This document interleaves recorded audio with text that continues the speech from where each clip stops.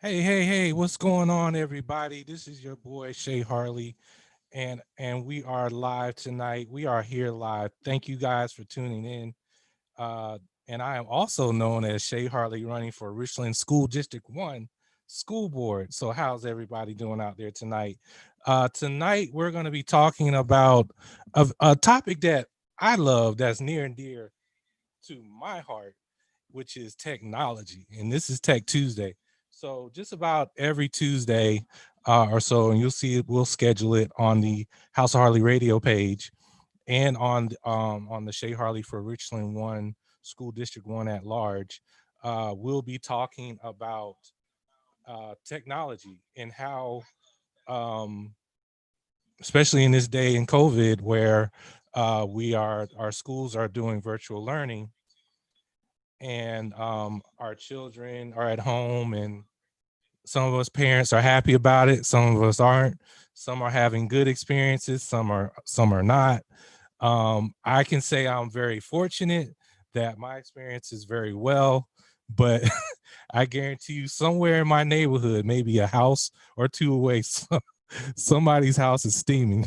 So um and so tonight we just want to talk about, the things that we can do with technology to kind of help this situation going on right now with COVID and virtual learning. And we have some very esteemed teachers here that can talk to us about technology, and what their advice is, and some of the things that they enjoy using, and some of the things that can resources that they can give to parents to help their their students and their parents, and help other teachers as well out there that's in the school district, and in other school districts out there. So I definitely want to thank you all for tuning in. We'll be doing this every Tuesday, and just stay tuned for other events that we have going on. So um as we know it, again, we have the kids, they're doing virtual learning.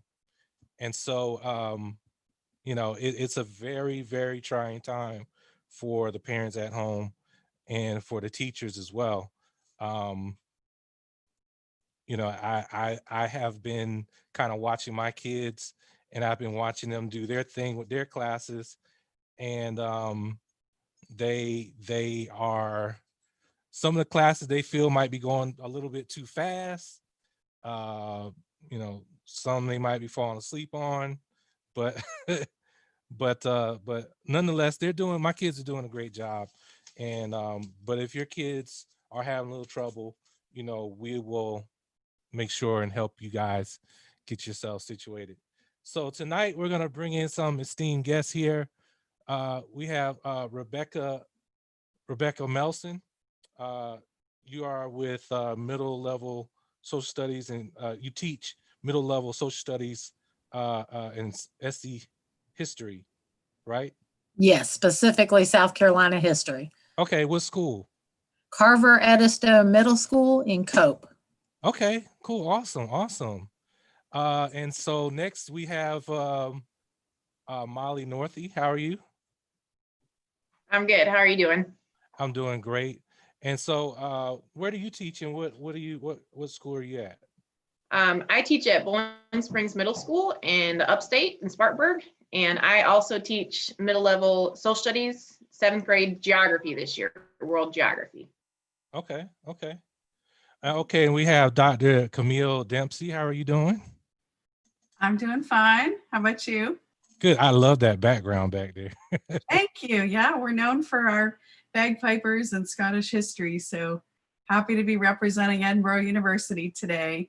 Yeah, you're kind of showing off with, like me, when I do my forums. I be having a screen playing in the back with my campaign sign and things I've done in the community.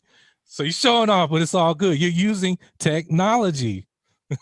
Well, and you have we have the same colors going on, so that's a good thing. That's right. And is that your name, Jubilee? Well, let me make sure. Yes, I like that name. I've never met anybody with the name Jubilee. How are you? I'm good. How are you? And what school are you located at? And what do you I teach? teach at Dewey Carter Elementary in Florence County. Okay. Wow. Awesome. So just go, Rebecca, what county are you in? I'm in Orangeburg County. The Berg. Okay. And Northy, where are you? Spartanburg too. Spartanburg, Orangeburg, Spartanburg, and Dr. Dempsey. I'm in Edinburgh, Pennsylvania. Ah, I love it. Yeah, this is gonna be cool. And Miss Ju, how do you pronounce your last name? I don't want to butcher it. It's Lee Young. Lee Young. Mhm. Okay. So Miss Lee Young, what about you? I teach in Florence County. Okay, awesome, awesome. So we are awesome, definitely up for a good conversation tonight. So how is y'all at first? Just kind of give a brief introduction about yourselves, and just kind of give me a of how is virtual learning going on for you all, if you're doing virtual learning, and how's that process working for you so far? I guess I'll start with Ms. Melson. Okay. Right now, Orangeburg County is 100% virtual. We do not have any face-to-face instruction going on right now in Orangeburg County. We were supposed to go face-to-face this coming Monday, but or this past Monday, but it has been pushed out to the 28th. I personally, and most of our 8th grade team, we have 100% of our 8th graders who have access, who have been either participating synchronously or asynchronously, meaning they're either doing assignments on their own and turning in, or they're doing assignments with us and on their own and meeting in teams through Microsoft Teams. So far, it is going pretty well. We took a whole week before we started to try to get technology out to our students, to get them introduced to it, to troubleshoot, and we've been doing a pretty good job of troubleshooting as we're going. So far, virtual learning has been pretty good for us in Orangeburg County that I see. Okay. Ms. Leong, how about you? So I just have to say that for me here in Florence County, the transition has been very unique yet amazing at the same time. I always tell people that when we shut down in March, my district did a really good job of preparing us. So it was like when school shut down, we were like ready. Like the kids knew, like this is what's happening. Like we were already like mentally prepared for the switch. And since school has started back, I teach 100% virtual, but my school district is we're a mixture of hybrid and virtual. So we have some kids who are on a hybrid A-day, B-day schedule, and we also have some students who are completely virtual at home. And so I teach live lessons all day. So the students, they log on like a regular school day and they switch from class to class like a regular school day. And I can say right now for me, I'm thoroughly enjoying it. It is different and it is overwhelming at times, but I keep telling myself if I wake up every day and I go to work with a positive mindset and I exude that positive mindset to my coworkers, to my students, like they're gonna give me that back and we're all gonna be positive and like that energy just gonna work for us. And it's been working for me. And just the fact that I'm tech savvy, in my district, we have the resources at hand and our students have everything they need. That just makes it all the more better as well. So it's been good for me. Awesome. Dr. Dempsey?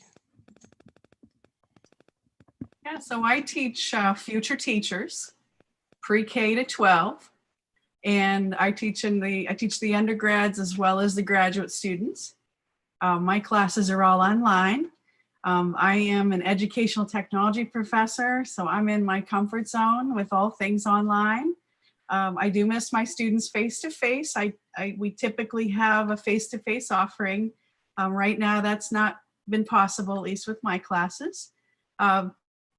So I think it's going really well. I think it's an adjustment because when you you have college students who are coming from high school who aren't used to the college environment, but they're trying to adjust to college, let alone being online.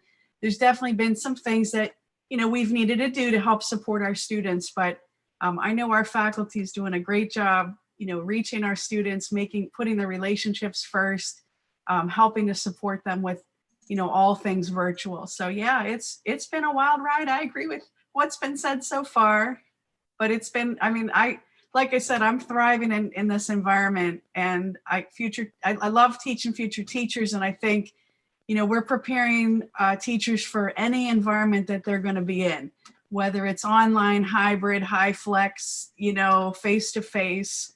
So I feel really confident that they'll be ready, no matter what they're going out into, especially with the teacher shortage. So that's going to be important that we make sure that our teachers are ready. Okay. So let me go ahead and start. Oh, did I get you, Molly? Did I get you? Did I forget you? No, that's okay. No, go ahead. I don't want to leave you out. So I'm actually doing something very similar to what Miss Leung is doing in Spartanburg too. We have hybrid for our middle and high school students. So they come on an A/B schedule. And then on Fridays, they all Zoom, kind of like what she was talking about, where we do a live lesson, just like they would switch from classes to classes. So all of our kids get that on Friday. But I know I have an elementary age student, but they do the family model 5 days face-to-face. So our district is kind of doing a little bit of each. And then students do have an option to do a virtual academy if they want to. So I think so far it's been working really well. I will admit, when we heard hybrid back in August, it was a little scary, especially we're doing new standards this year in 7th grade social studies. So new standards and hybrid with COVID, it was a little bit overwhelming, but so far I've actually been pretty pleased with it. Students have really stepped up, like Miss Melson was mentioning, making sure that they're logging on for Zooms. Our district also was pretty prepared coming out of our crisis schooling back in the spring. So all of our students are one-to-one at the middle and high school levels. They all have Chromebooks. And our district has done a great job over this summer to get all students that do not have internet access a Wi-Fi hotspot. So that has really changed things in our district, that all of our students have access to the internet. And so it's been an adjustment, like she said, but I think it's been a good one. And I think hopefully this is going to be a little bit of a catalyst for things to come, showing that teachers can make these changes. And I think they're really going to benefit not only us, but the students too, of course, most importantly. Can you all kind of see this being like, say with, if there's an after of COVID? I don't think there'll be an after, but, once maybe a vaccine and it's safe, do you all kind of see this being the standard of children having the option to do public education at their homes doing virtual? I do and I don't, because I like to be very involved with my parents. So we've only been back in school in 2 weeks, in my district, and I've been getting a lot of feedback from parents just about how they're feeling, because I think we're very focused on how the children are feeling, but we also need to be very focused on how the parents are feeling. And so I've been getting a lot of feedback about how my parents are feeling, and there's a mixture. Some parents are very overwhelmed, and so they're like, you know what, I'm ready to send my child back. Like, when do I get the option to send them back? When is school opening so I can send them back in person? And then some parents are, like, okay, this works for my child. I'm able to be here and support my child 100% while they're going through their classes, and I can actually sit here and be a part of what they're learning, and I can immerse myself so I know better how to support my child. So I say yeah and no at the same time. Okay. Anybody else? Well, I can honestly say that I think there needs to be more of an option for online learning. My oldest daughter is a senior at University of South Carolina in Columbia. This is her last semester, and all of her classes are online. She will not set foot on the campus for classes.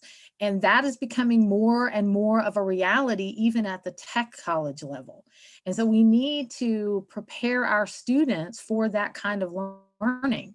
So I think that virtual, at least on some level, needs to continue. We need to teach our students how to do this. Because another thing that my older daughter shared with me when she started college, Mom, high school did not prepare me for this. I don't feel like I'm ready. And she was very overwhelmed her first semester. So I think we need to keep that option open so students know how to face it. Okay. Dr. Dempsey? I was going to say that this question's right up my alley. My research area is in the area of virtuality culture theory. And so what that theory talks about is how we're just beginning a shift in our culture towards more of a virtual world. And so with this shift, and I think COVID escalated or accelerated some of what we're experiencing. But I think that we can expect that this is part of the new normal. It doesn't mean that right after, COVID ends that, everything's going to be online, but certainly there's going to be some kind of combination in that we're experiencing everything all at one time, face to face. We have all these different modalities. I mean, there's teachers who are doing high flex, who are balancing students who are in their class, who are face to face, along with students who are remote at the same time. And that's a whole new, that's a culture shift in trying to juggle the needs of your, people in the space, the physical space, with those that are online. So, but I think that in education, we're kidding ourselves if we think we're going back to, rows of desks, we're going to be face to face, we're all going to be together. I think it's part of a greater shift. Yeah, I definitely agree. Did I get everybody? Just want to make sure. Yes. All right. So I want you got the thumbs again. I'm just messing. Y'all, it's just a side note. Before we start the show, I was asking questions and this is all I was getting. But it's funny. It's all good. Hey, that's virtual teaching. Our kids, all they do on the camera is Thumbs up. Thumbs up if you can hear me. Yeah, That's exactly. Cool. That's cool. Or thumbs down or thumbs sideways. I use that in my classes too. How are we doing? When we start out, and I tell them, be honest, and those thumbs say it all. Right. It's cool. So I'm just gonna get some questions going, y'all. Y'all ready? So, in y'all personal perspectives, what are the key factors of making an online course effective? Because when COVID when it started back in March, at least for here, a lot of this classwork was just kind of shoved and just kind of like, here, do this, here, do that. And so, of course, that wasn't very effective. So what are the key factors of making an online course effective? I'll take that one. So one of the things we're doing at our school this year, even back when COVID kind of sent us all home in March, is we've tried to focus everything around the word purposeful. So we're really trying to be purposeful about what we choose to teach the students, choose to give the students. And so we spent a lot of time this summer coming up with tasks that they can do on their own and making sure they have very explicit directions, that they know why they're doing it, that they have all the access to links and materials in one place so they can find it, and that it's consistent. So that's kind of been key, being purposeful and being consistent. And then when I do have them in class, because I'll see them twice a week, making sure that that's the time that I ask questions, that I model, and then I can show them exactly what I want them to see, so that when they are on their own, they can use those consistent directions to help themselves. Okay. Now, before everybody else goes, is everybody using Teams? Is that what's being used? We're using Zoom, but Zoom. Okay. All right. Awesome. We use Teams, but we have we've got everything going on. Google Meet, Zoom. The sky's the limit right now in higher education with having them experience everything. So right. Awesome. Okay. So Ms. Melson, what are some of the key factors making an online course effective? Well, I think first of all, it really needs to engage the student. You don't need to rely just on spending, for example, our schedule, they're actually in a virtual environment for 30 minutes for each class, 4 days a week. But you don't want to spend 30 minutes just talking at them through the computer. That's definitely not something that's going to keep the student in front of their computer listening and getting ready to participate in something. So I try to make sure that there's a little bit of talk, there's a little bit of listening, there's a little bit of activity going on, and then there's some sort of response they have to give me. Okay, awesome. Ms. Leon, how about you? For me, I guess I have a very different way of thinking about this because I came into teaching from the corporate world. So I think about things very differently. So when I, decided to teach virtual, I said, you know what, hey, okay, cool. It's for me, it's no different than being in person. The only difference is we're not in the same room. So, just like some of the other people here have said, it's about keeping the students engaged. I treat my virtual learning space just like it was in person. I play music for them just as if I would if we were in the class. Like just yesterday, I was dancing for the kids, like they were dancing with me. Like, so it's all about, being, I tell the kids I'm the same educator that I am virtually that I would be in person. The only difference is the platform that that I'm teaching on. So I think that's very important that we look at it differently, but we also treat it as if we're still in person. The only difference is the space between us. And the other thing too is thinking about taking into account some of the children's home lives. I think it's very unrealistic to expect the children to do all this work, get everything turned in this same day. I think that's very unrealistic, and that makes it ineffective and very overwhelming. So we give our students a time gap, so they have from Monday to Sunday to complete all of their work.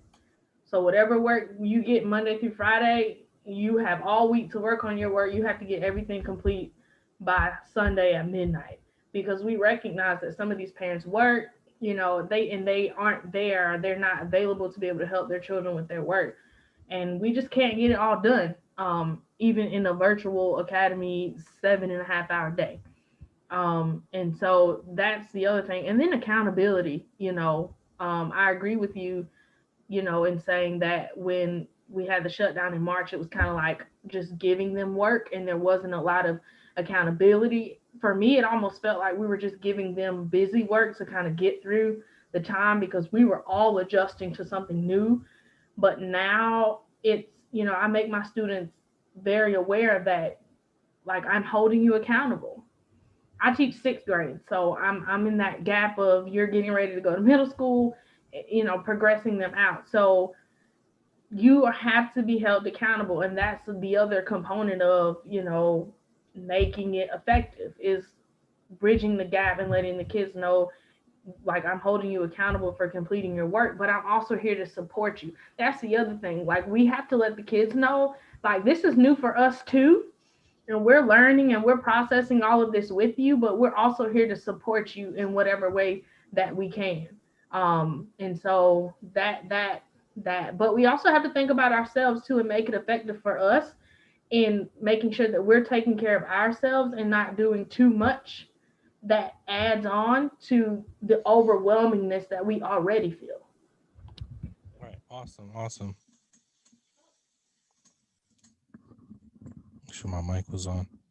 All right, did I miss anybody? Make sure I got everybody. Okay. Now as far as like regarding technology in education, are there any kind of particular technologies, software or hardware that you enjoy using that you might want to recommend to other teachers out there that might be having issues, or parents that might be having issue, or is there any kind of technologies? I'll start with you, Dr. Dempsey. Oh boy, this is a great topic. I think we could all talk, a long time about all the tools. Something I was going to say with that last question connected to this one is that I think it's all about relationships and also your outcomes. So, it's important before we select all these tools, especially, sometimes teachers and students, they get so excited about, how fun some of the tools are, but we have to ask ourselves how the tools support that. Having said that, one of the things in building relationships with students online and creating presence, between us and reducing that distance. I know Jubilee talked about that transactional distance that happens between us. Using a lot of multimodal technologies that engage all the senses. I mean, right now there's a lot of popular ones. I'm thinking about Flipgrid being one that teachers are using, where students can, record themselves. The student gives them a question, and the students do like an introduction video. So it's something that, it really engages the students through, oral kind of speaking kind of thing. So, I think there's more to life in teaching online than just uploading a PowerPoint and having kids read that. So, I mean, that would be one example. And I'm sure everybody here has a lot as well. Guys, listen out there, Flipgrid. I wrote it down. Hope you did. Any other technologies, Dr. Dempsey? Oh my goodness, there's so many. You've got Google Apps for Education. So depending on, a lot of school districts right now are using Google Apps for Education. So, parents and teachers, they're experiencing Google Classroom. A lot of the features within that, you can plug in different apps. The other learning management system that I know parents are learning about with their kids is Schoology, which also has some features that you can add technologies into. And then the third really popular one is Canvas. And so those are all learning management systems that teachers can plug in, different kinds of activities and, mix and match with ed tech tools. And so right now, parents are learning a lot about those things, whether they want to or not. Whether they want to or not, it's time. But they need help. Like one of my colleagues just said, we have to help the parents. We have to give them supports and be willing to, meet with them and talk through things, especially those that have young children who, obviously they're not going to do all that on their own. Right. And I like the way you kind of segue, but we're going to have a question for that near the end. So Molly, how about yourself? I think There we go. There you go. So I'm going to piggyback a little bit off what Dr. Dempsey said. We use Google Classroom. A lot of teachers at our school do. And I've actually used it for a few years now, but the different interactivity that you can get from Google Docs and Google Slides, they've just really upped the ante with Google Classroom over the last year or so. Another thing that I really love to use, especially since kind of like Ms. Leung said, we want to give kids some time, a block of time to get some of these things done. Because again, we don't know what they're doing at home. They might be taking care of siblings. They might, have to do certain chores, or they might have to go to their parents' work and be there with them. So one of the things that I've found really works well is a website called Padlet. And Padlet too has really upped their ante over the last few months with a lot of COVID new features. But it's basically almost like I almost think of it like what's what I'm looking for? A place just to stick things, but stick information. And since March, Padlet has updated it to where they can record themselves, either video or audio. So what I can do is, this last week, I asked them to upload a map that they had found and to ask their fellow classmates a question about the map element, since that was our essential question for the day. And so they were able to upload that map that they had found. They were able to type in a question, and then their classmates were able to go back to this Padlet page and make comments. So answer the questions, and they were able to discuss things with each other. So I really have liked that one for just being able to drop information and allow the kids to interact with each other. So that one has worked very well for me. Padlet, mark that one down, everybody. How about you, Rebecca? We use Canvas in Orangeburg County, and when we first rolled Canvas out a couple of years ago, I was very hesitant. I wasn't too happy with it, but last year and so far this year, with doing online virtual only, I have really come to love Canvas, and so I hope that parents and students alike will really invest some time in learning how everything works in Canvas. One thing that I do for my students, when I ask them to upload an assignment, I try to give them a video and I try to move that from module to module so that it reminds them how to upload that assignment. They're not just having to remember or try it on their own. But Canvas learning management software has just been, it's got a lot of everything. It's got a few elements of that Padlet that you were talking about, Molly. We used it at the end of last year, and that's how we met with our students a couple times a week. But it won't support the level that we're doing now. So that's why we've moved into Microsoft Teams. But we do just about everything else in Canvas. So I hope that parents will have some patience with it and learning how to use it. For the most part, the kids in Orangeburg County know how to use it. But I've learned quite a bit about it. So there's a lot in Canvas that I don't know how to do yet. So I know that there's more. As far as parents, and this is going to sound so simplistic, Google. Honestly, if you have a question, if you don't know how to do something, if you are just at a loss as to how to accomplish something, just put a specific question in Google. And you can find typically videos that will show you how to do something. You can find step-by-step instructions, but literally a Google search will probably solve a lot of the problems and make you feel a lot better about what you're doing. Right. I call it Dr. Google, and like make sure, and I'll throw in some other tips because IT is my profession. So not only Google, but bookmark it. If it's a YouTube video, create a playlist and put it in that playlist. Trust me, it'll save your life, save you some time, because you're going to look up stuff and you're going to be like, you're going to figure it out. And then you're just going to move on. And then you won't touch it for like a week or 2 or 3. And then it happens again. And then you forget. And then you got to search it up again. It's like, where was that at? Playlists and bookmarks. It'll save your life.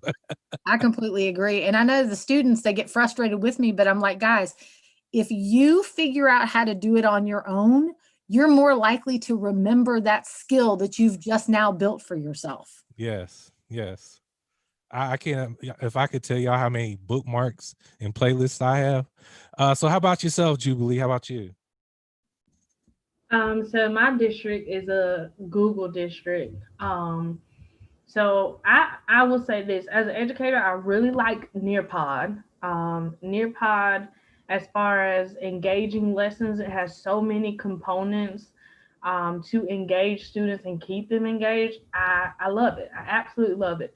And it, even as Ms. Northy said, not Ms. Northy, or Dr. Camille talked about Padlet or Flipgrid. Somebody said Flipgrid earlier.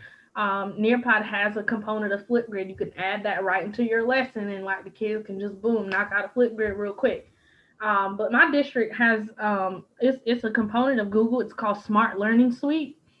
And there's so many components of Smart Learning Suite that are so engaging for kids. There's so many games and just so many interactive components that you can use, and you can just create it real quick and upload it right into a Google slide. And of course, you can push your Google slide into a Nearpod lesson, and boom, it just turns into a Smart Learning Suite is another thing. And then for my math people, Google has the Jamboard, which is like a whiteboard space.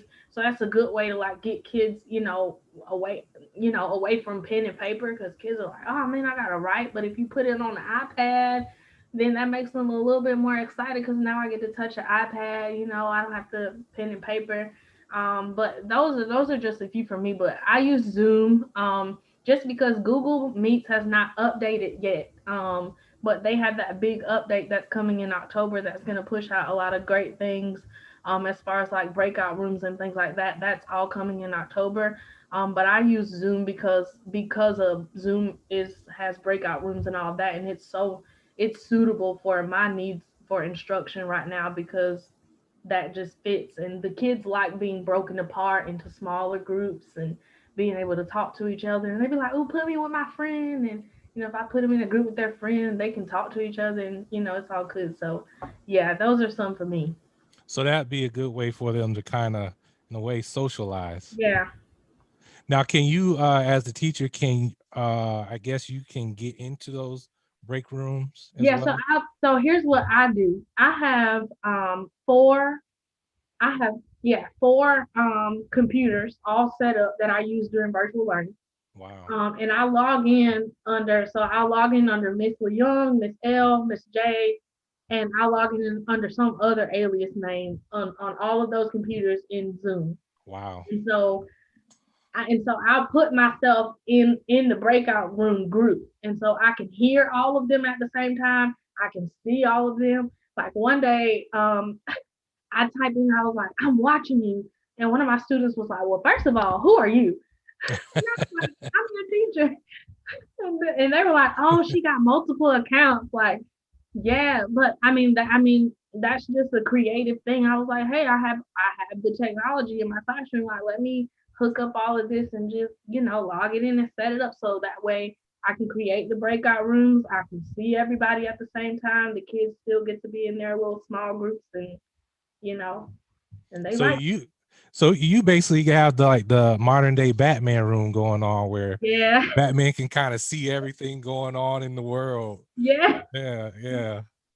That's what's up. That's good because I ain't gonna lie, I have about 4 different computers all scattered across my house, and I don't want none of my kids to touch them.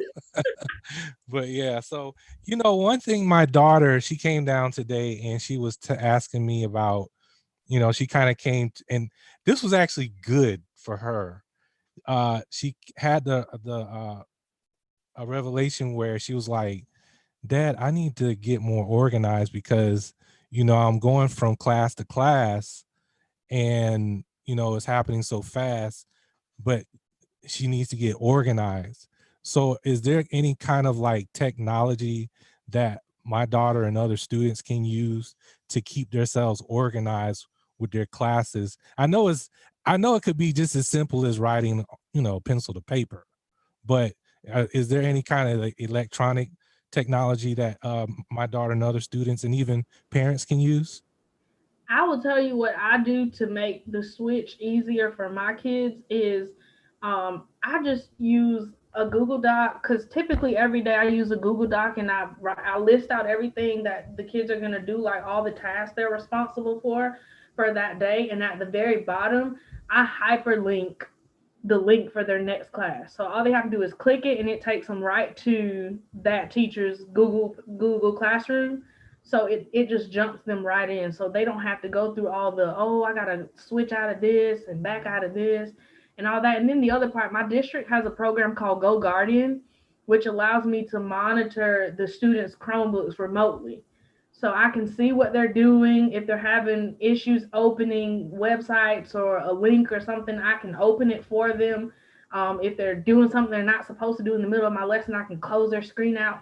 So that's the other thing too, is if I need to like quickly shift them over to a teacher's class, like if I'm running late, I can just send out the link to her class in an announcement and it'll pop up on all their screens and they can just click it and go.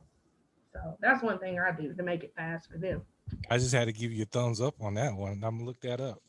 Is that what everybody else use, Go Guardian?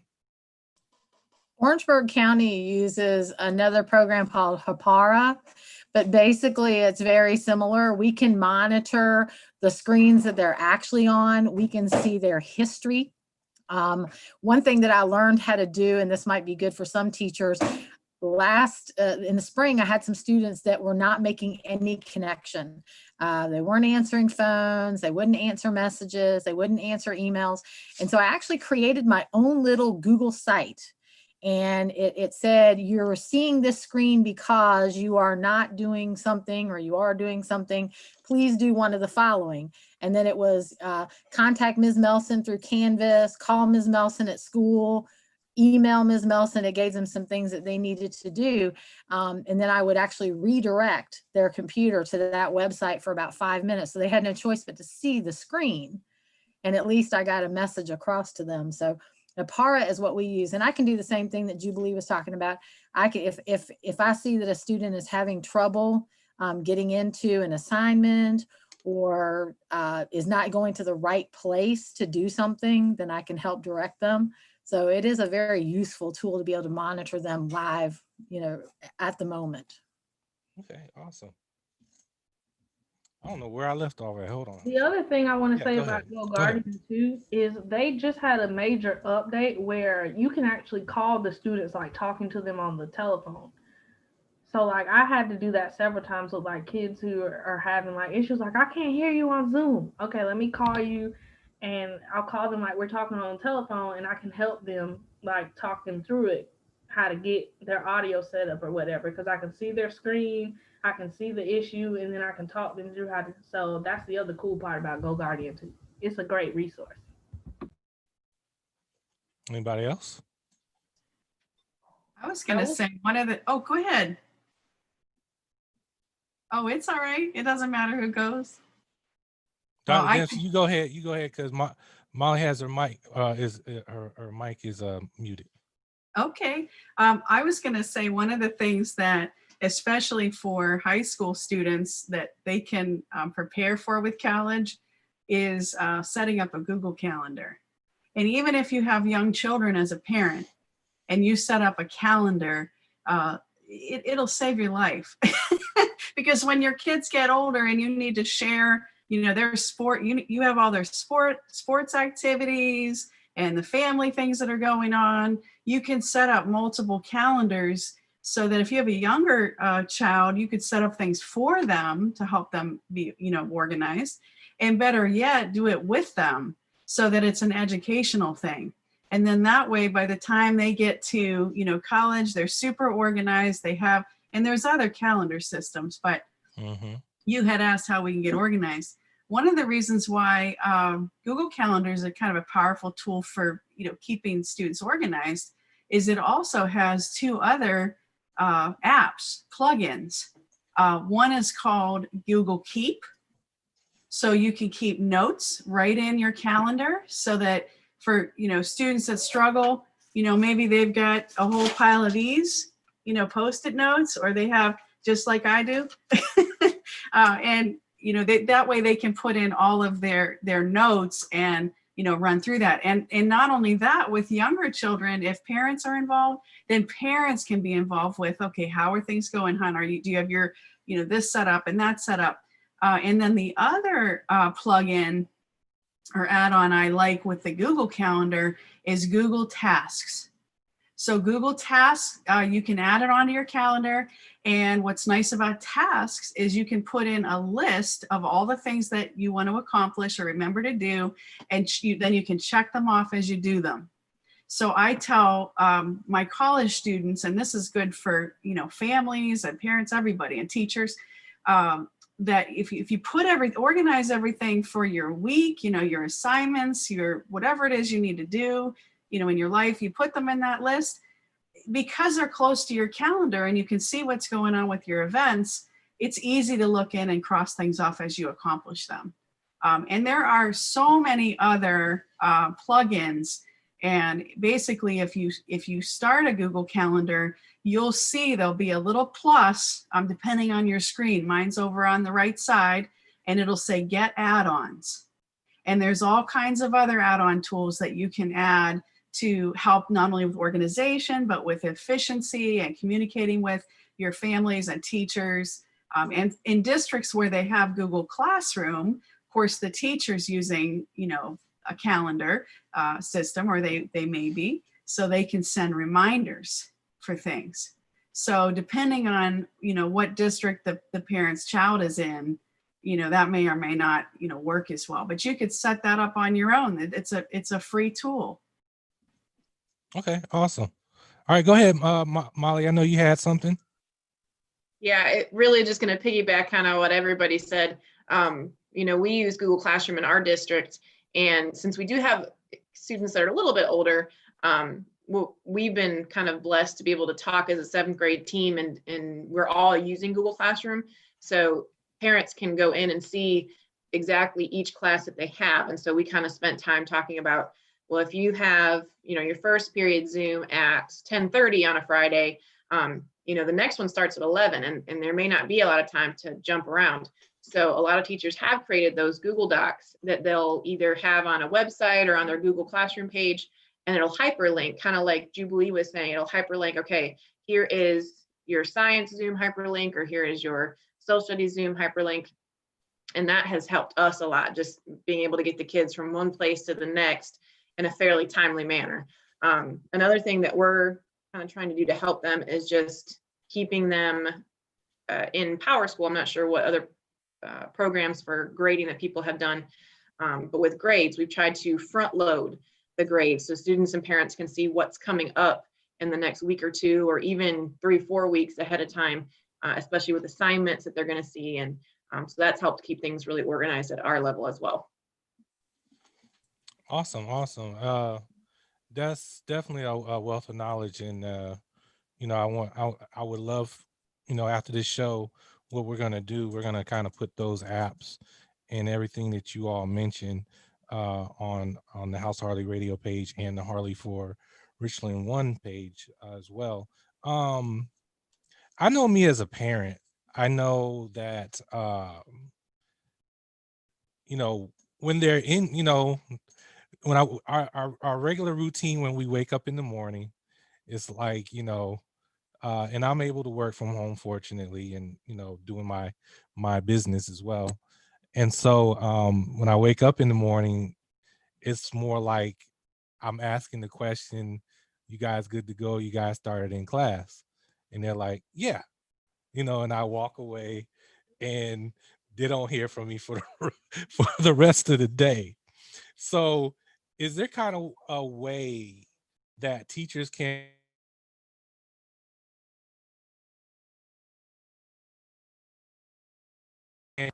is there any kind of technologies out there that teachers can communicate with parents like instantly to say like, hey, your kid's not on, or is, you know, is everything okay today? Is there some kind of communications out there that you all can use to parents?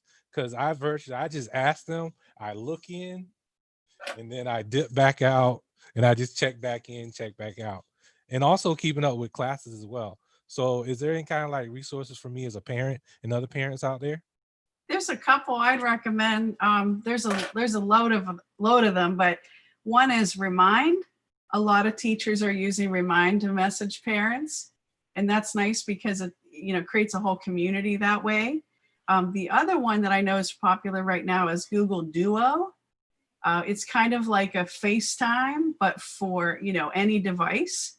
So if you're on a Android or an iPhone, you know, you're able to, you know, talk to that teacher or that student. Either way, you can do it. So, and there are lots of other, you know, tools like that. I'll let other people answer that question. Okay. One that I use that may not be as well known, I like it because I can earn free stuff, is Class Tag. It's a little bit more setup than Remind, but it works the very same way. And again, I like it because I can earn free stuff. I can earn stickers for my classroom. I can earn teacher pay teacher cash and stuff like that. So I like Class Tag, and it gives me an opportunity to be able to just directly message all of my parents at one time that I have in, and they can choose to either get it as text message on their phone or email. So it doesn't necessarily it's not necessarily bothering them in the middle of the day, but I can then send a specific message to just 1 or 2 parents if I need to very quickly. And I will absolutely say that communication is the number one thing. Some of my friends think I'm crazy, but I have 5 different ways that my students can contact me, either during the day, even when I'm in a Teams call. They can still reach me if they need to. And then if they really have a question at the end, after school, I'm available, but they have 5 different ways that they can communicate with me. So communication is absolutely the most important thing. Okay. Jubilee? I mean, I also use ClassTag. I've used ClassTag for a few years now. So it is definitely phenomenal. My parents like it. I also use Remind. I prefer ClassTag over Remind, and here's why. Remind has a character limit on messages, so I have to break messages apart. And parents are like, "You keep texting me multiple messages, and I just need one." So ClassTag actually allows me to send, large messages, unlimited characters, all at one time. And of course, my parents are very responsive, and ClassTag is also connected to Google Classroom. So, once my students accepted the invite to Google Classroom, it automatically uploaded them into the rosters in ClassTag, and then, their parents were able to just jump right on in. Just a click of a button. So, ClassTag. Okay. Is there like and also a resource for the parents? Do we have the ability, or do any of y'all have the ability for like me as a parent, like say if I just want to be with them throughout their day and listening to the content and how classes are going, do you any of y'all have like any technology to where, while I'm working, since I have like 4 other computers, can kind of like, I don't want to say spy, but kind of just sit in on their classes. Spy is a bad word. So just kind of sit in on their classes and kind of just hear and see what's going on. We have a word for that in ed tech called creeping. Ah, there you go. Not creeper, but creeping. So, one of the things I think about a lot of this shift is it's a great opportunity for parents to talk with the kids directly about what it is they're learning. I have a teenager and she's very independent. So I know, like you said, if I walk away and I check in with her during the day because I want to make sure she's okay, she's not getting buggy with screen time, she's taking breaks, we're doing those things as parents, right? That we want them to do well. But, I think it's an opportunity to just talk to the student and say, hey, you know what, I'm curious. I'd like to sit in on the class with you. And you may get kickback.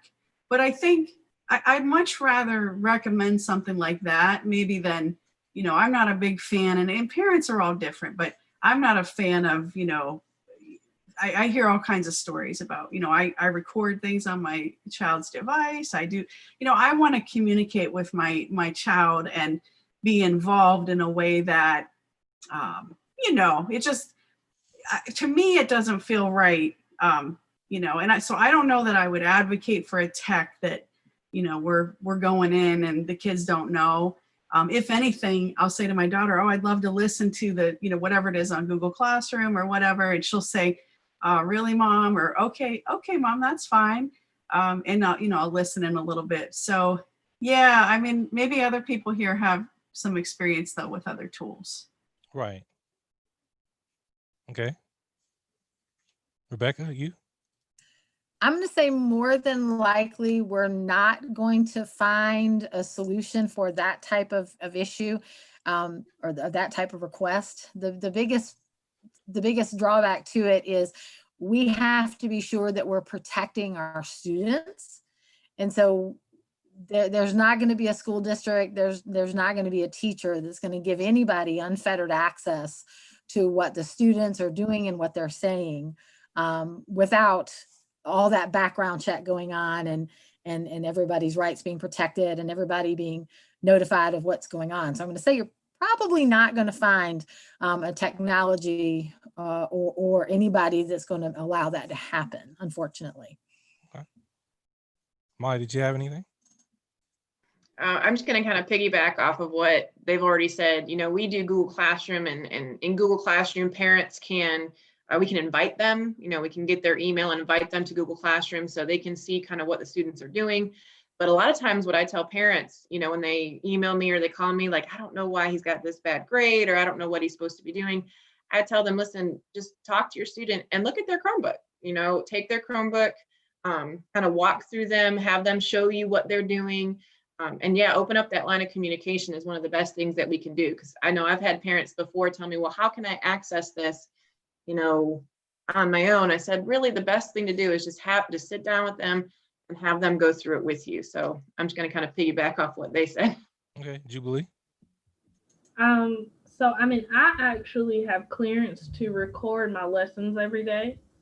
So I record my live sessions every day, including student engagement. And I post those videos in the Google Classroom. So I encourage parents to watch those videos with their children so they can be, just as involved, especially if their child misses a day of virtual academy. I encourage the parents to watch the video so that they can be involved and, of course, write down any questions they may have from a parent standpoint, and encourage their child to do the same thing so that I can support them in any way. So, that's what I do. And so I do that every day. I just record the live lesson and then just post it in Google Classroom at the end of the day. So like if I want to go back and look, I gotta spend my evening and look at your class. So that's all good. It's fun. I'll do that. But it's not the entire class period. So I typically only record like the actual content lesson of instruction.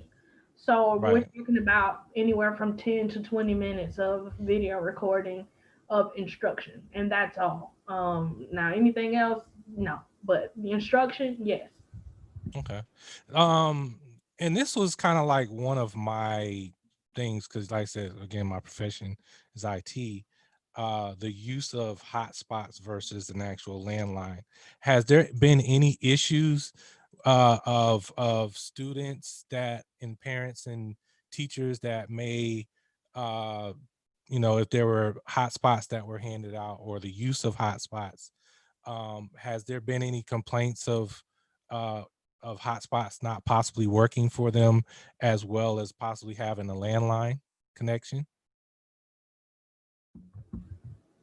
Yeah, so when we started in March, my district purchased MiFi boxes for students, and I knew MiFi boxes do not support video conferencing, so Google Meets and Zoom, so that was kind of redundant.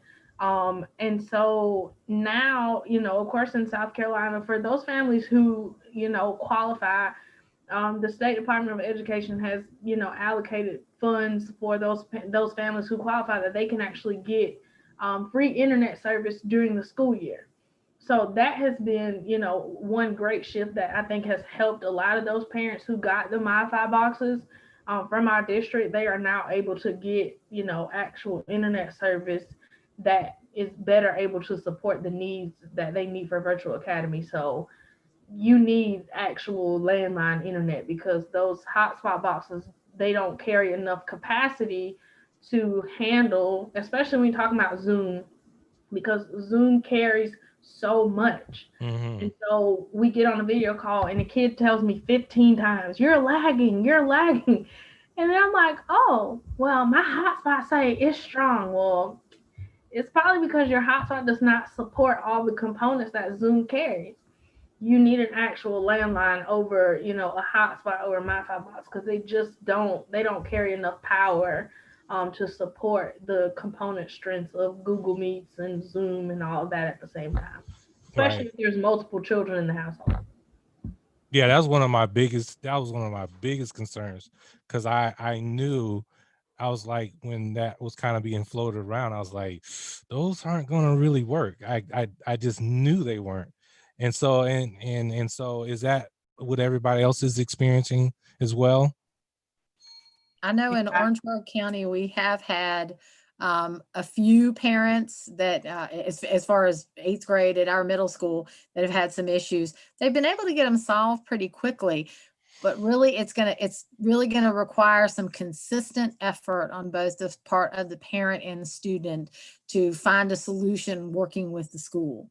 Because if the parent is not responsive to the school trying to help, then they're not going to be able to solve the problem. So the parent and the student both have to be consistent in responding and trying to solve it as well.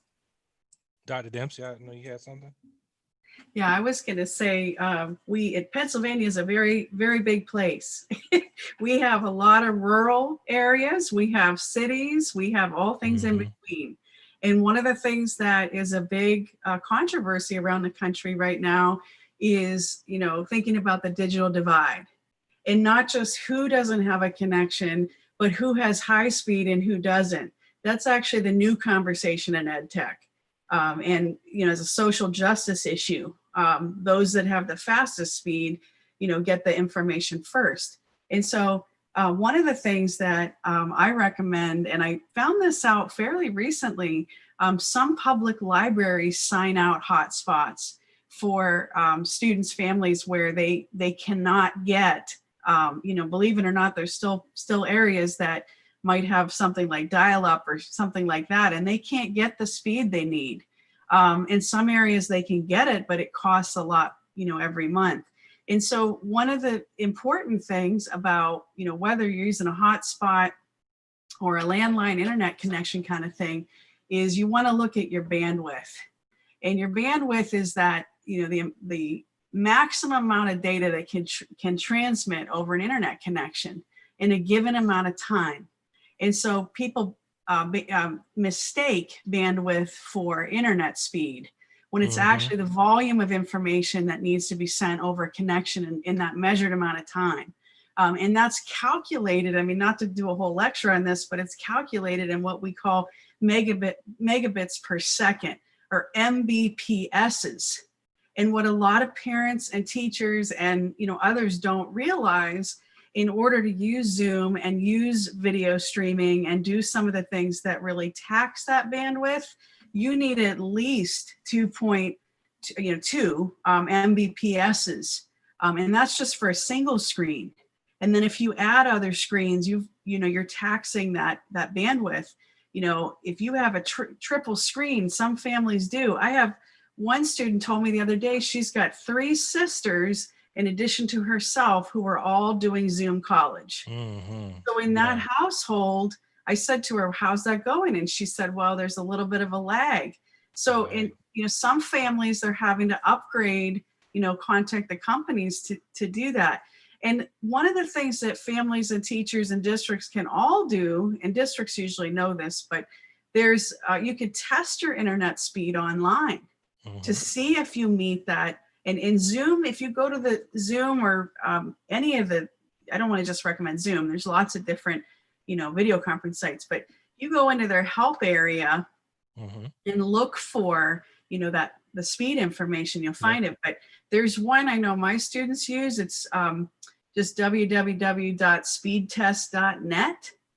And it'll tell you what your speed is and whether or not you have an adequate speed, to be able to run a lot of those high powered things. So I find a lot of parents don't really realize, what's needed, and they're ill equipped. And then the student starts and there's so much frustration and tears because the kids, they can't hear things, or they've got to ask, hey, I missed that. Could you repeat it? And, they feel kind of silly. So, and they shouldn't.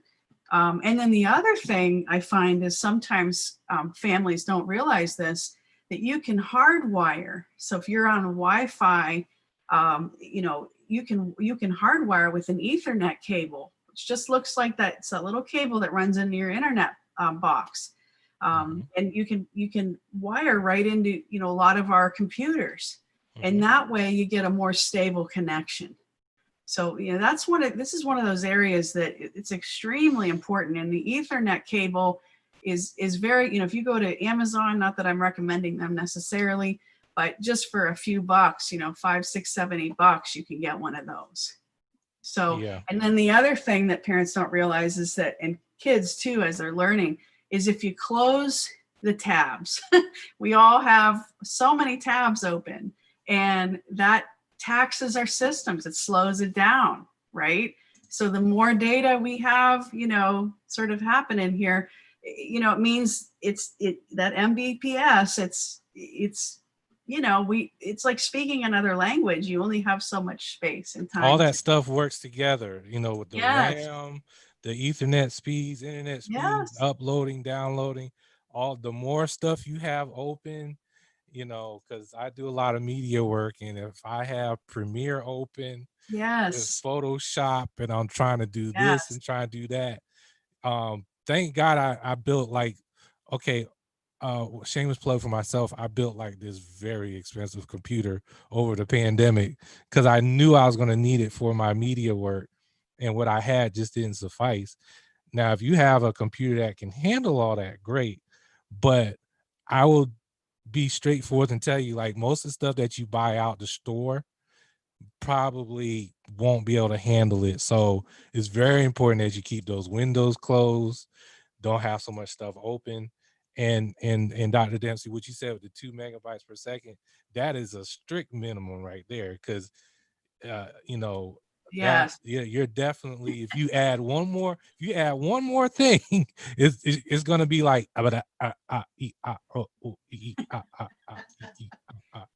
whole time. So Yeah, that's definitely the minimum. I mean, you want to be well above that if you can. Yes. Yeah. Anybody else have any other information about like the hot spots and if that's working or not? So what can you do? And we're about to wrap this up shortly, and you guys give some finishing statements after that. So what can you recommend to parents while we're doing this virtual learning, and students, recommend to students what we can do to kind of enhance the virtual learning experience? Whereas I feel like with me, and I'm already kind of thinking about this, I thought about it today because, it's kind of like with college, everybody can relate that during the freshman 15, you put on 15 pounds when you go to college, right? And so now with our kids, they're kind of in all day. There's no PE class. So if parents can, and if the neighborhoods are safe, depending on the atmosphere and what you all can recommend, what can you recommend to parents to kind of enhance and kind of not make the online experience just humbug and just kind of dry? What can you recommend for us to do to kind of enhance it so that maybe they can get physical activity or do something else? I'll start with Molly. So one of the things, we're teaching all virtual on Fridays, and we have 30 minutes for each class, and they're even still doing, PE. They have a PE class they go to, and the PE teacher walks them through some different exercises and things they can do on their own. So that's one nice thing about the way we have it scheduled. Another thing that I think me and the other 7th grade teachers are trying to do is kind of like Miss Leung said earlier, we're not filling up that whole 30 minutes. So we might give them instruction or content for about 10, 15 minutes or so. And that includes maybe modeling or having kids kind of practice with us, some guided practice. But then I try and tell my kids, listen, like, go find a flower or go put away something that's in the middle of the living room just to get them up and moving. And I think parents could even possibly make a list for students to do that on their own, especially if they're, at work and they're not right there with them. They could say, listen, take a break, take a breather, go, do a chore outside, or, try and do some jumping jacks or just something. Now, those don't sound that much fun, but I'm sure they could come up with something a little bit more fun than that. Well, I'm not going to lie. I'm going to jump in for a second. I told my kids, I was like, hey, if you don't do your stuff at night, will you take because I think they have 30-minute breaks. I was like, if you don't do your stuff at night, you're going to do it during your break. Yeah. Yeah, you can have like a chore hour. Yeah. In between. Yeah, but that's probably the biggest thing I would recommend. And I think it's up to teachers too to understand that our kids aren't robots. They don't need to sit there for 7.5, 8 hours and do nothing but stare at a screen. So I think a little bit of responsibility is on us too to build that in, because they would, if we didn't think about it, or if parents didn't think about it, they would probably just sit there all day and stare at the screen. So just something, even if it's just a few minutes at a time, to get them up and moving. Okay. All right, Rebecca. I would definitely agree that we need to build in somehow and make our kids understand and get the parents on board with the kids need a break, whether it's at the end of the day, try to make the evening a little bit more family friendly, not involving TV, not involving computer, so that they get that screen time break. One thing that I love about how Orangeburg County has set up their schedule, in the middle of the day, the kids have a huge break. They have a break from 10:15 to 1 o'clock. And that is time that they're supposed to go and meet the bus to get their lunch. They're supposed to take a break and eat. And so I encourage all of my students, and I encourage my own daughter, who's doing virtual for the first semester at home, to use that time to do things like chores, get outside, get some exercise, play with the dogs, do something other than computer-based work. And I think we need to get the parents on board with that, so that the kids know that we're not expecting them to be on the computer, 24/7, because some of them would do it. You're right. Okay. And also patience. Everybody needs to have patience. Teachers need to have patience with students. Students need to have patience with teachers and parents. Parents need to communicate and have patience with teachers. Patience is a big thing, along with communication.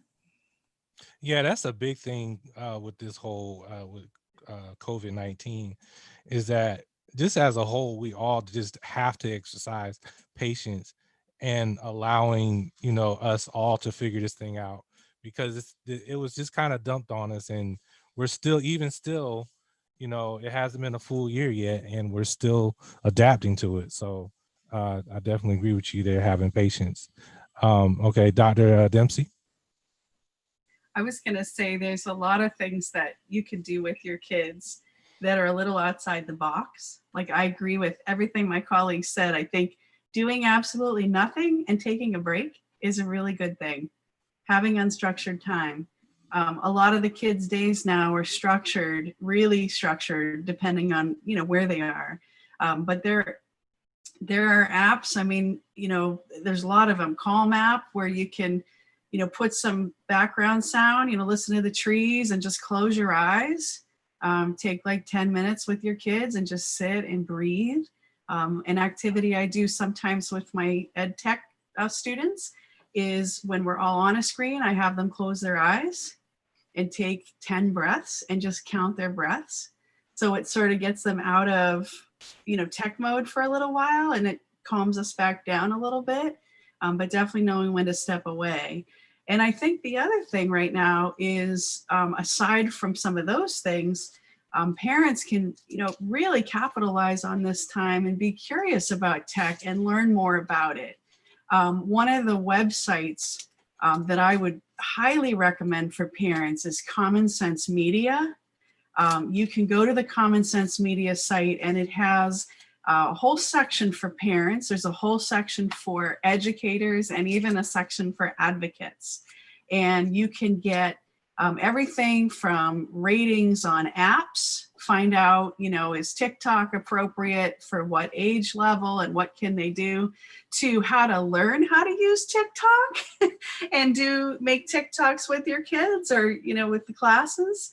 There are tips, on like what you're asking, a lot of the things related to how do I monitor things that my kids are doing in a respectful way. They have loads and loads of tips. They do website reviews, so you can find out, and it's a review system, so you can tell. It's kind of like Amazon. You can tell what's highly rated for what age group. So if you're not sure, for example, what age is appropriate for Snapchat, it's going to give you lots of things, information there. But, parents, really right now should be learning as much as they can about the tech, and not necessarily without their kids. Kids know a lot about how to use things. And one of my concerns is, as kids are, a lot of children who are remote learners, think about, as adults, some of us are struggling with those connections. We're making connections online, but those face-to-face relationships, we crave that as human beings. And so do the students. And so what's happening is students are, they're on their devices more, they're connecting with their friends more there. So parents that don't know about, how TikTok works or some of the other apps, it's a really good, opportunity for them to talk to their kids about those kinds of things. And like I said, a site like Common Sense Media gives you that education as a parent. So you know what to look out for. With all this increased screen time and technology use, you understand more about the research. They've got research there for parents. And it's in friendly language that everyone can understand, So yeah, highly recommend that site. Okay. Awesome. And I kind of think about as far as with what we're going through with COVID is that, and I don't know if any of your with your different school districts that you all are in, and Dr. Dempsey with you college and everything else like that, as far as like some kind of psychological check-in, like hey, how are you feeling? Like, I don't know if the teachers had that resource or the children, the students had that resource, but I definitely feel as though that would be something that be very helpful for them to kind of like exercise that voice and be like, you know, just kind of let somebody know like, hey, I kind of like this experience, or the difficulties they're having, the good experiences that they're having. So I don't know if that resource is out there. Is that any kind of resource like that out there? So I actually do that every day. I have a daily check-in that is the very first thing that my students do as soon as they log in. Is complete the daily check-in, and I switch up the questions every day. But every day there's a section on there that asks them how they're feeling, and there's the little emotional sections that they can select. It's like, I'm happy, I'm ready to work, I'm sad, and for the ones that like I'm sad or I'm angry, there's an explanation box so they can elaborate further. And then the last question is there something you need to tell me? It can be about life or school. And so that's something that I do every day as far as doing that check-in. And then just to piggyback, I have a STEM background. So something that I do for my students to kind of give them a technology hands-off every week is I post like non-technology STEM activities that they can do with household activities or stuff around their house, that they can do to kind of give them a mental break from touching a physical computer or cell phone. And I encourage them to, incorporate their family, and I've even offered to give them like extra credit points, treats, like I'll stop by your house and put something in your mailbox if you complete one of the activities and take a picture and send it to me. So things like that. But definitely the daily check-ins are important because I also have a social work background. So that was like big for me coming back. I was like, I have to have a way of knowing like how they're feeling every day, because that's important for me to say. I can visually see how this virtual academy is affecting their emotional, um, how it's affecting their emotions from day to day, or from the beginning of the school day to the end of the school day. So Yeah, awesome. Anybody else? I'll say real quick, I try to do a check-in every day. I've kind of put it into our daily agenda.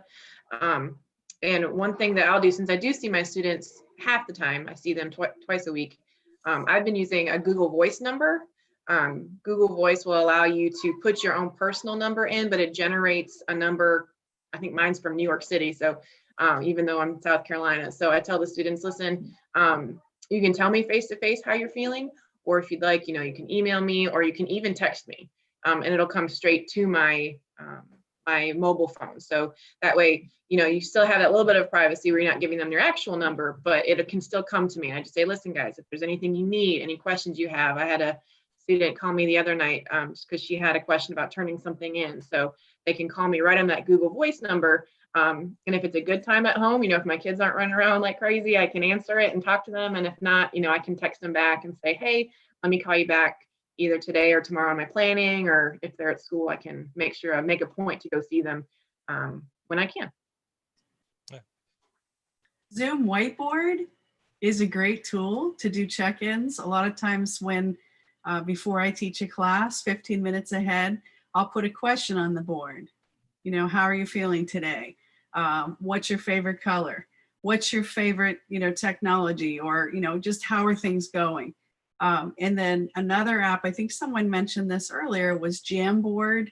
That's very similar. It's a Google app that lets you do that. And then of course, Zoom has a poll. There's tools outside, Poll Daddy or Poll Everywhere. Those are tools that teachers sometimes use to find out how their students are doing. There's a sort of the sky's the limit. There's loads and loads of tools out there for that. Okay, awesome. I wanted to squeeze this question in real quick because I think this is very important. So, for example, like my daughter and my son, because I have boy-girl twins that are 15, and they, they aspire to do stuff like they want to do artwork and animation and stuff of that nature. And I know at least where in my school district, they don't have the ability that, if I wanted to install some kind of art software on there, I mean, that's something I have to check on. I don't have the ability to do that. I know I don't have administrative rights to do that. So with where you all are at, is there an ability to say if a child wants to do like have an art software, animation software, like say maybe Adobe or something like that, or whatever they might be interested in, like maybe they might want to be a physical therapist and they want to have anatomy physiology software loaded onto their laptops and devices. Do you all, any of your school districts and where you're at and programs, do you have that availability to do that?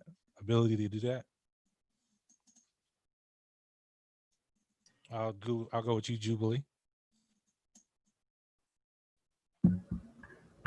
So I'm not actually sure. I've never actually been in that situation. But I would say that my district is very resourceful, that pretty much anything a teacher asks for, if they feel like it is a resourceful in nature, and that it will benefit the students in a positive way, they typically figure out, whatever they can do to get it. And I have the benefit of being at a great school that we pretty much get whatever we ask for at my school. So It's the way it should be. yeah, so if I go to the technology person and I say, hey, the kids really want to do X, Y, and Z, like, is there a way that we can get this? Like, they figure it out. APT, the APT at my school, which is kind of like PTO for some schools, they've even raised money for certain things for our kids. So, I mean, at my school, we pretty much have the flexibility to get whatever we want. But I've never been in that situation, so. Okay, Molly, you're on mute.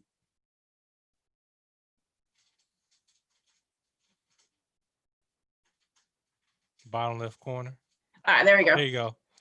So I was actually just trying to look for it. I know some of my students in my class, I've seen them. They can get extensions because we use the Chromebook. They can get extensions on ours where they can draw, because I have a lot of students that are really into anime. They're really into cartooning and graphic novels.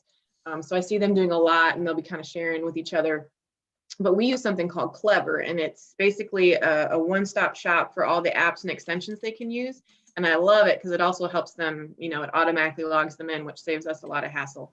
But kind of like Ms. Leung was saying, we can pretty much ask the district, hey, this is something that I'm going to use for class. This is something that I think that students would get a lot of, effective use out of. And they'll usually make sure that it's available and it's something that's not going to kick them off, the firewall or anything. So that seemed to be very, very helpful. But I have seen our students doing that, even coding. We have a couple coding extensions that they can use because we're fortunate enough to have a STEM class and several different computer options for students at our school. Okay, awesome. Rebecca? I'm definitely going to piggyback on that. Google has so much that is available to school districts, to teachers individually. There are things that you can use and that we can make available to students either through Clever or directly letting them pop those extensions into their Google Drive or their Google Chrome. So if there's anything that a parent discovers that they would like their kids to be able to use, or teachers decide that they want to look at maybe using, absolutely talk with your IT department, because as long as it's free, more than likely the IT department is going to make it happen if it's free. Even if there's a nominal cost, if you're willing to do some fundraising or something like that, if it's something that you feel strongly that the kids would benefit from, or your class would benefit from being able to access, even if it's just in your class, they'll probably be willing to do it if you can raise the money as well. Okay, Dr. Dempsey? So I was a former art teacher in my other life. So this is an area that I absolutely love. There are loads and loads and loads of drawing and art tools that are totally free online. There are some that have a little bit of a cost. And of course, we know some of the big ones that cost a lot. So some of the programs, and I mean, I'm not necessarily recommending all of these for every age group. You need to look at that Common Sense Media to make sure that these tools are appropriate. But there's Krita, it's Krita is one. So these are software that you can, that the kids can use to draw online. There's Art Rage, that's one that's been around a while. GIMP, there's, I'm trying to think of the one, Inkscape, I think it's called. There's also drawing games online. And actually, if you do a Google search for drawing games online, you'll find a lot of these. But I just looked this up and was reminded there's one, it's Draw Stickman. I mean, there's so many out there. And then the other one I'm thinking of is Google SketchUp. I know my colleagues mentioned some of the Google tools, and a lot of these kinds of tools and activities you can find, and they mentioned the extensions. If you go to the Google Chrome store, there'll be, you can search art or drawing there and find some others. But boy, there are just really a lot out there. Okay, awesome. I definitely, our time is up. And I know we could keep talking and talking and talking. I could talk about IT and technology all night long. And that's just me. I just love this stuff. But I definitely want to thank you all. And I thank you for the hard work that all of you are putting in to help our students and parents and other teachers, if you're helping them as well. So I definitely want to thank you for your time. Thank you for spending some time with House of Harley Radio and Shea Harley for Richland School District 1. I definitely want to thank you all for coming in tonight, and I appreciate it. We're going to do the thumbs up. There you go. There. All right. Thank you guys for tuning in, and y'all have a great night. And you'll be able to see this broadcast after we end, and we'll share it. I know there's a lot going on tonight, so we're going to share this event, and it's going to be out there for months to come. So you guys can just share it, tell your parents and other students about it, and we'll go from there. And I'd like to thank you guys for tuning in to House of Harley Radio. And this is Shea Harley. And tune in next Tuesday when we post the event and other events that we have coming up as well. Just stay tuned to the Harley4RichlandOne page. We'll go from there, okay? Everybody have a good night. House of Harley Radio. Let's go.